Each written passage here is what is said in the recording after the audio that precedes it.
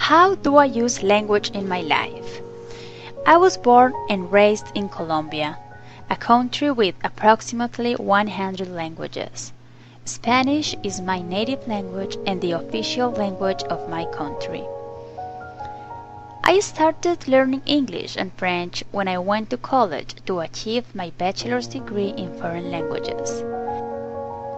I rarely use my French, but English has become my second language. The process of learning English was not easy. I started when I was 23 years old and my background in English was almost null. The opportunities to practice English in my country were few and far between, so I decided to look for opportunities to travel to an English-speaking country. In 2008, I came to the United States to work as a camp counselor for the YMCA. I first arrived at New York City. I was really happy because I was able to successfully book my hotel room.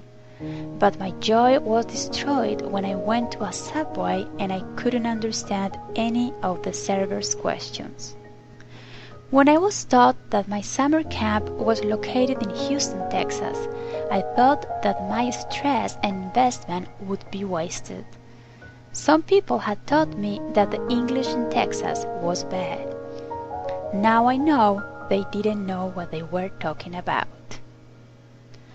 At the beginning of my experience in the camp, I understood very little and spoke even less than what I understood. I couldn't even remember basic words and was making horrible grammar mistakes I used to make at the beginning of my career. What am I doing here? I wondered. Who taught me I knew English? I felt much better after a couple of weeks. I had so many funny and sometimes embarrassing experiences, but all of them worth the price. I remember a little girl in the camp telling me she needed to go potty, and my answer was, "No, sweetie, potties are only on Wednesdays." And it was not until I saw this little girl squirming that I knew she needed to go to the restroom. It was then that I learned that "Can I go to the bathroom, please?" was not a single existing expression for this purpose. Besides local counselors, the camp had counselors from diverse countries. So I spoke English with counselors from China, London, Brazil, Germany, and Algeria. It was a beautiful, multicultural, and multilingual experience. In 2010, I came back to the United States for a 6-month exchange program in North Carolina. I worked in a Spanish language immersion program and had a wonderful host family. At school, I had to code switch. I spoke Spanish with the kids and English with other teachers and administrators. At home, I only spoke English. Now, I live in the United States. I have been living here for almost 2 years. Here, I speak both English and Spanish. I speak English at school, government offices, stores, restaurants, and other social settings, Spanish when I Skype with my family in Colombia, and English and Spanish at home. Why do I speak both languages at home? My husband was born in the United States.